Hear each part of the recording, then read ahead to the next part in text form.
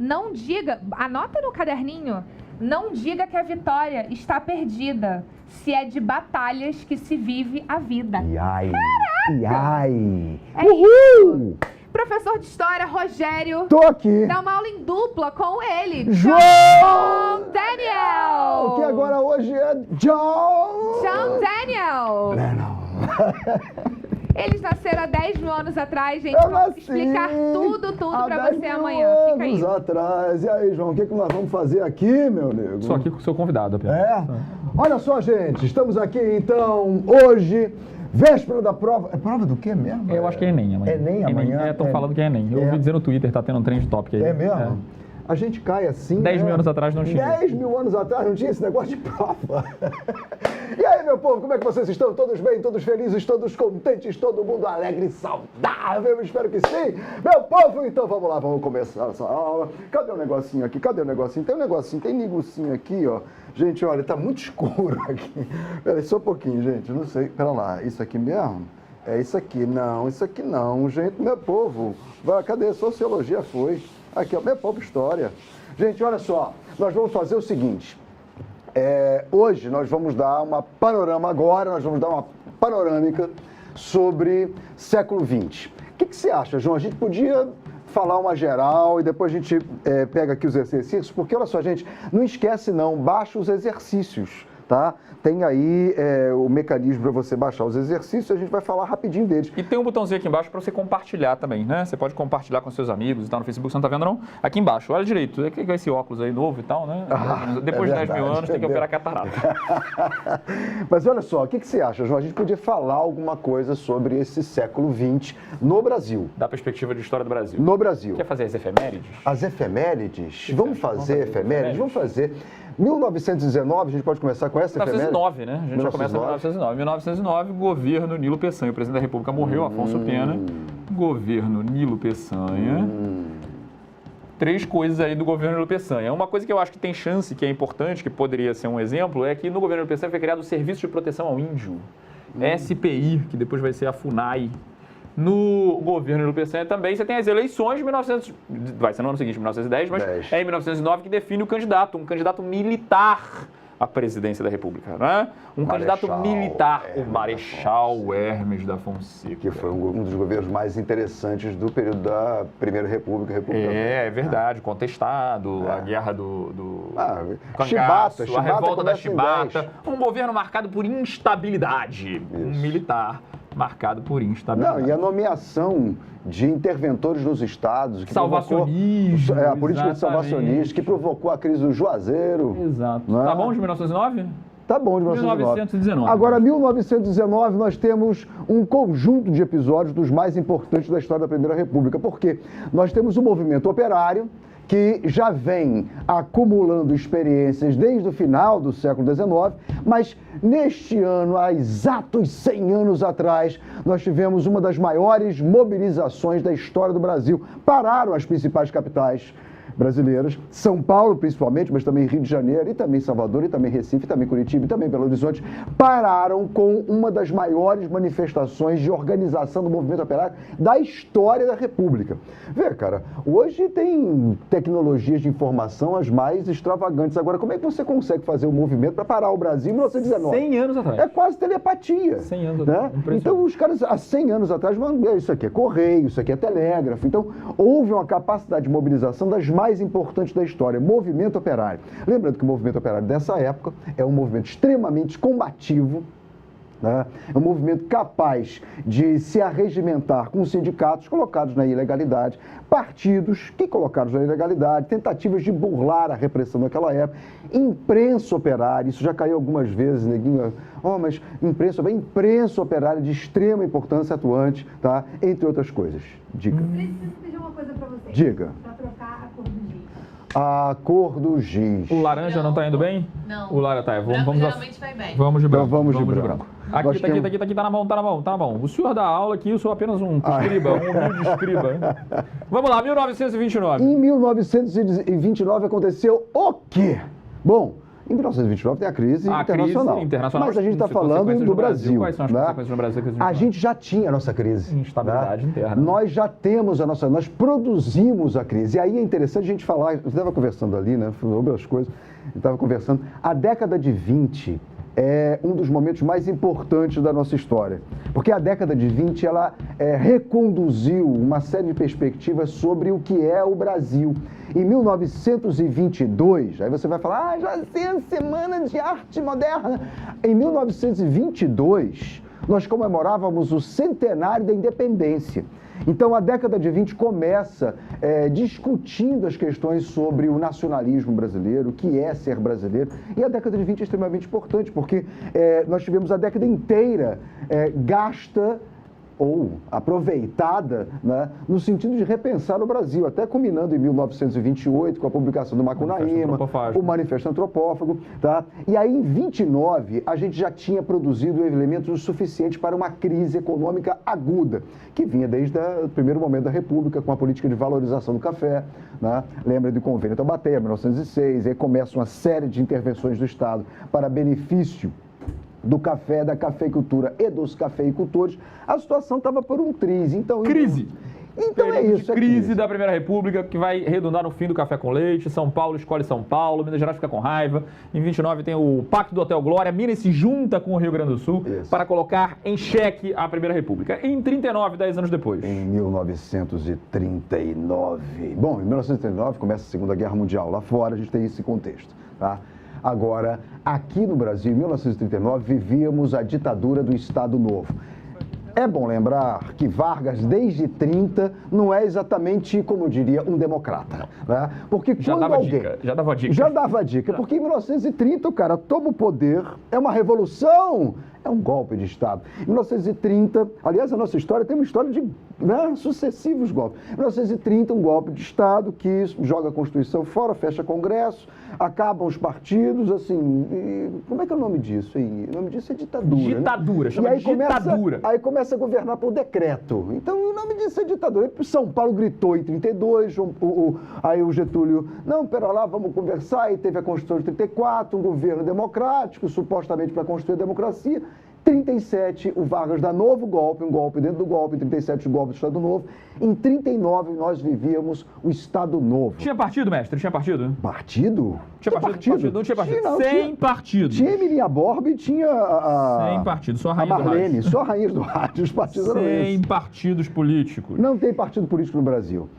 Nós temos, na verdade, um governo. As pessoas perguntam, mas o Vargas era o quê? O Vargas era o Vargas. É a melhor definição. Ela é redundante, ela é estranha, mas é a melhor definição. O Vargas governa da própria cachola. Em 39 tem um detalhe. Foi em dezembro de 39? Não, foi 38. Não, foi 38. Em 1939, então, nós temos o Estado Novo. O fim do Estado Novo vai acabar só em 1945 e aí começa, então, a redemocratização brasileira, governo Dutra, em 1949. A gente está no fim do governo Dutra. O que está acontecendo em 49, além da construção do Maracanã? Em 1949, nós temos uma crise aguda do Brasil. É bom que isso aqui está virando uma entrevista, né? 1949. Não é todo dia que John Lennon tem a oportunidade de entrevistar alguém que tem 10 mil anos. 10 mil anos. Sempre gostei de história. Olha só, meu povo, em 1949 o Brasil vive mais outra crise. A gente é capaz de produzir... Uma crise atrás da outra. Né, múltiplas capacidade de produzir crise, que é uma coisa doida. Então, em 1949, a gente vive crise aguda porque o governo Dutra fez aquela coisa de escancarar a economia, atrair economia, capital estrangeiro para cá. Estava tendo greve também? 49 teve greve, porque ele tentou recuperar aquela história do controle do sindicato, só que desastradamente. Salário mínimo diminuindo, o Partido Comunista foi colocado na ilegalidade, desde 47, se articulava desde 47 para fazer as greves. Um período... E a outra coisa em 1949, nessa conjuntura de crise, porque o governo Dutra se escancarou, como disse o Pedro Tota, para comprar bugiganga, né? Pedro Tota é historiador, né? Escreveu Imperialismo Sedutor. Para comprar bugiganga, porcaria que vinha de fora, para comprar caneta esferográfica e calça jeans, né? Bobagens. E aí a gente entra em colapso econômico, a gente estava numa situação aguda. Aí foi nessa época que começou a se falar de novo. Botaram o retrato. Do bom velhinho. Bota o retrato do velho outra vez. Bota no mesmo lugar. Bota o retrato do velho outra vez. Bota no mesmo... O sorriso do velhinho faz a gente até o velhinho, nesse caso, carinhosamente, era o Getúlio Vargas, também conhecido Raul Seixas tinha gravado essa música. Raulzito gravou essa música do Retrato Raulzito Velho. tem 10 mil anos atrás, Raulzito gravou tudo isso. 1959, Raulzito. Caramba, 59, me lembra isso? Governo 59 JK, governo JK, em 1959, ele rompe com o FMI. Rompeu com o FMI, Rompe 59. com o FMI. Rompeu com o FMI. Por que ele rompe com o FMI? Brasília estava quase. Quase Estava pronta. no quase. Quase, ia ser E aí, inaugurado. bom, tem duas versões. Tá quase até hoje. Tá quase Brasília? Bom, deixa pra lá. Brasília estava no quase. E aí tem duas versões sobre o rompimento do FMI, pelo menos duas que eu conheço. Uma diz que JK mandou lá a turma para conversar com o pessoal lá do FMI, dizendo, escuta, dá pra gente pagar isso depois, a parcela que a gente está devendo aí pro FMI, dá para pagar depois? E o FMI disse, não. E aí, quando o FMI disse não, heroicamente, JK disse então, rompo com o FMI, mas não deixo de cumprir meus compromissos com o país, com a Constituição de Brasília, e assim nós temos a primeira explicação. A segunda explicação diz que o FMI falou, tudo bem, beleza, a gente pode adiar o pagamento da dívida, mas abre aí o livro caixa para a gente dar uma olhada, para a gente começar a discutir. Aí o JK disse, abrir o livro caixa não, vai abrir o livro caixa vai dar problema, esconde o livro caixa, guarda o livro caixa.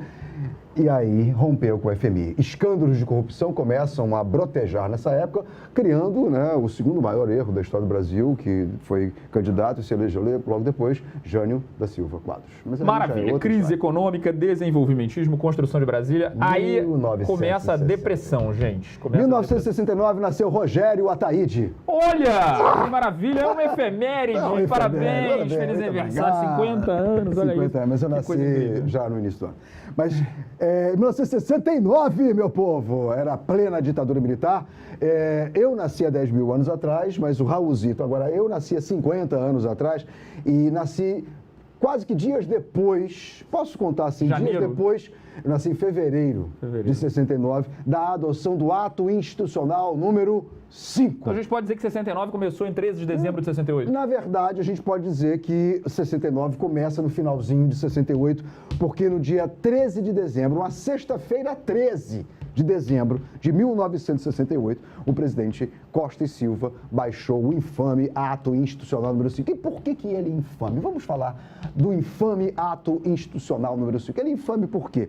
Bom, entre outras coisas, ele centraliza o poder da presidência da República. Aliás, ele começa no cabeçalho, na apresentação do texto, dizendo que dos limites constitucionais. O ato institucional número 5, ele já se apresenta como a ruptura da própria institucionalidade, o que é uma contradição nos termos. Tá?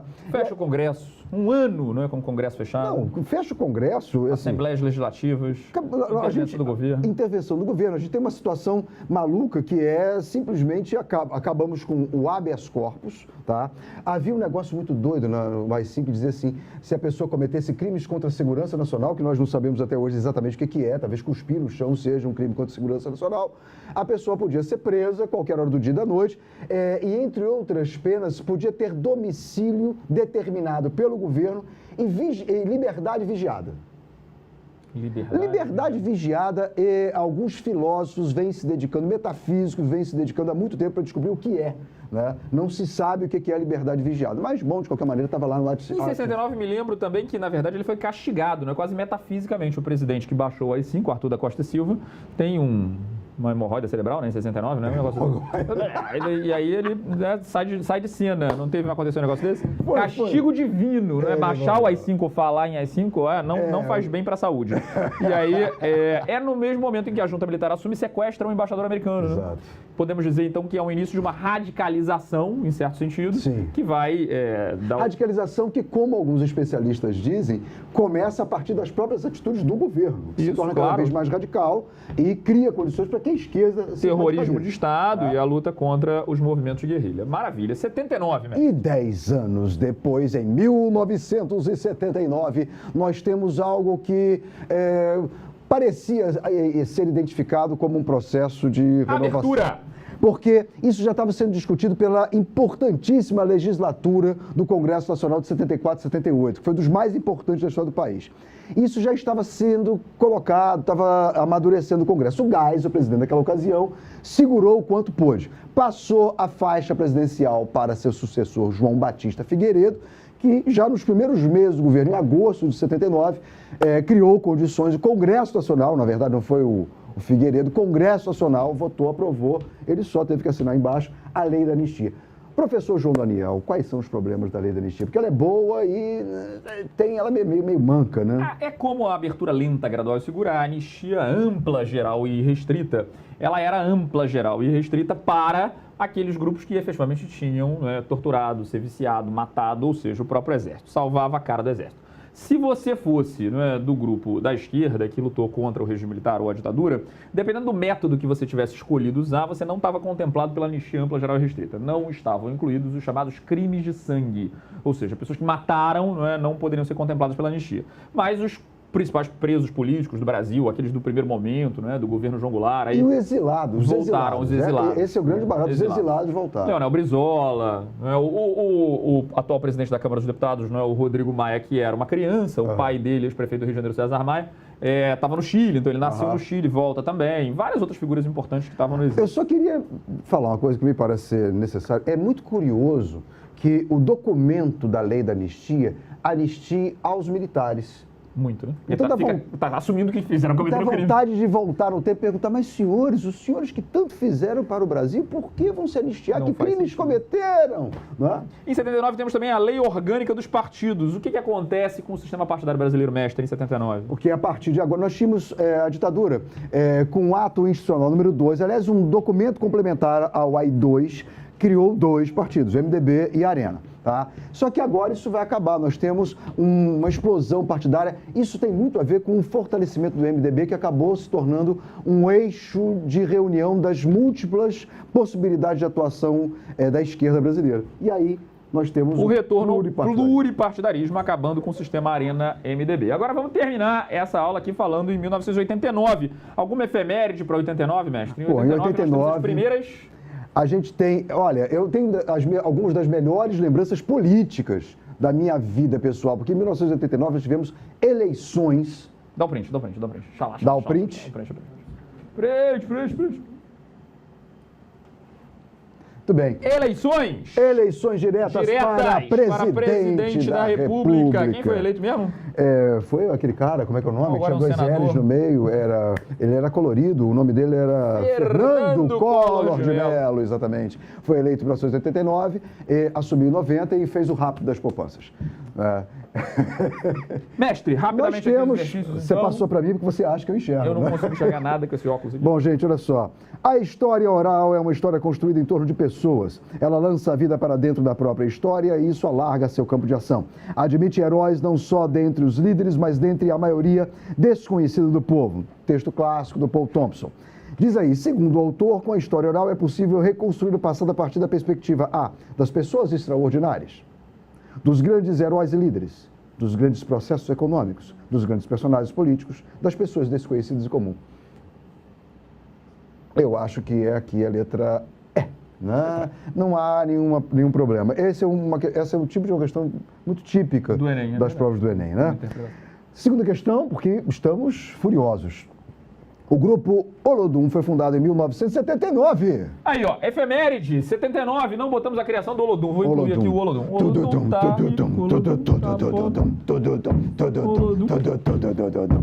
Muito bem. Baiano como você. Não é baiano como eu, Raulzito. No Centro Histórico de Salvador e celebra 40 anos de história, arte e cultura afro-brasileira. Tombada pela ONU como patrimônio cultural e imaterial do Estado da Bahia, o grupo tornou-se uma das mais importantes expressões da música mundial. O reconhecimento do grupo Olodum como patrimônio cultural e imaterial do Estado da Bahia reflete a importância pelo sincretismo religioso, liberdade de expressão, liberdade de comércio, direito à defesa do meio ambiente, afirmação da identidade afrodescendente. Eu acho que é a letra... novamente. Gente, olha, estão dizendo aqui que acabou, e nós vamos embora. Convidar a maravilhosa musa da redação, né, o aquecimento de redação, a professora Carol Atschut. Foi um prazer estar aqui com vocês. Sei que vai ser um sucesso espetacular a prova de vocês amanhã. Uma grande honra. Né? Fiquem com Deus. Daqui a pouco a gente volta. A gente volta. Beijo. Então, vamos.